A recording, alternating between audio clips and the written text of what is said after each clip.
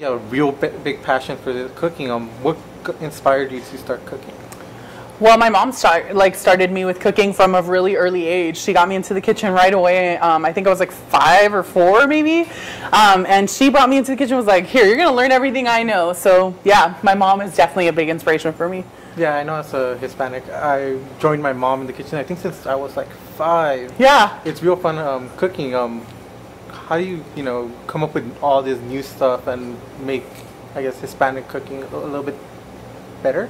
Yeah, I don't think that I'm necessarily making or changing things. I think, with Mexican cooking in the United States, a lot of times it seems like it's being diluted because there's like a lot of like fusion, right? So like fusing it with some type of Asian or French or whatever. And really all I'm trying to do is keep those same flavors and just finding ways to elevate them. So finding the same flavors. So for example, today our tacos had like micro cilantro. It's cilantro still, it tastes like cilantro, but it's just micro cilantro. So just making it a fancier version using the same exact ingredients. Marigolds are actually used a lot in Mexican cooking, so it's just using all of those same basic ingredients, sometimes deconstructing them, sometimes arranging them or plating them differently, but keeping those same flavors that we grew up with and then just making them prettier. I didn't even know that you were going to be doing this little custard with it. I figured it would just be a perfect little addition just to make it all nice and sweet and come together.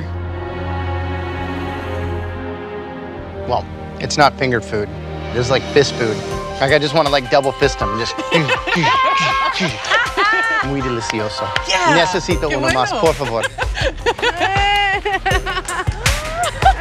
I'll dance with you, Chef.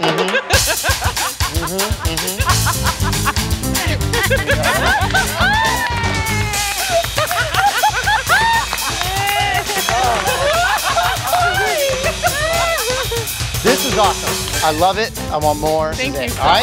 Thank you, Chef. Good job. I know a lot of the traditional cooking is very slow cooked. Yeah. So how do you do this when like time challenge? That was actually something that I thought about. I was like, for once in MasterChef history, could they have like a braising challenge where they give us like 3 hours to cook? But I realized, it's a TV show and they have to do time constraints. But what I did have to do was find ways to either get shortcuts, right, or get smaller cuts of meat, or what I started to do was use flavors that were used perhaps in one thing and then mixing them into a completely unexpected way. So I'll give you a perfect example.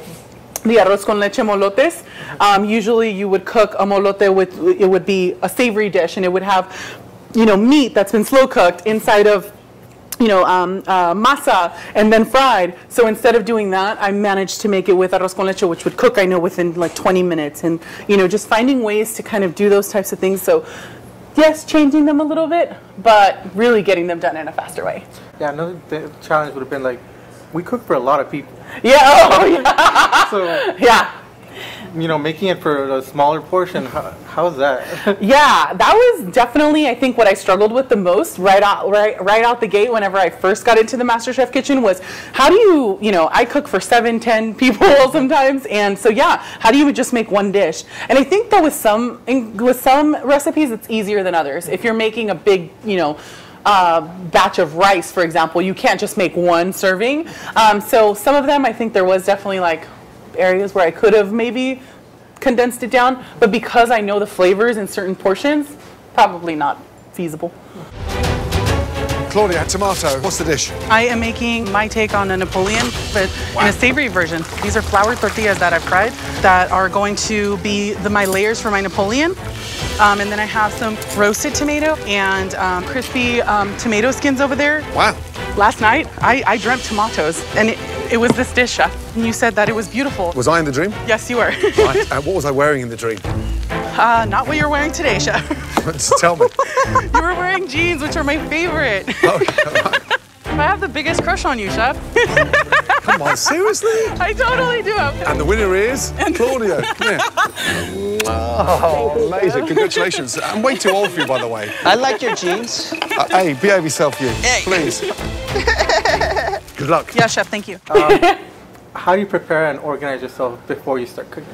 You know, I think that that's one of the most important things in the kitchen is organizing yourself. So what I usually try to do is make sure that everything is in its place. Everything that needs to be sliced is already sliced, so that whenever I am ready to cook, it's just a matter of throwing things in so that I don't have to stop, you know, cook or break garlic, mince the garlic while my meat is overcooking. So that's how you're actually able to manage your time. And if you do that work up front, at the end, it just all falls together seamlessly.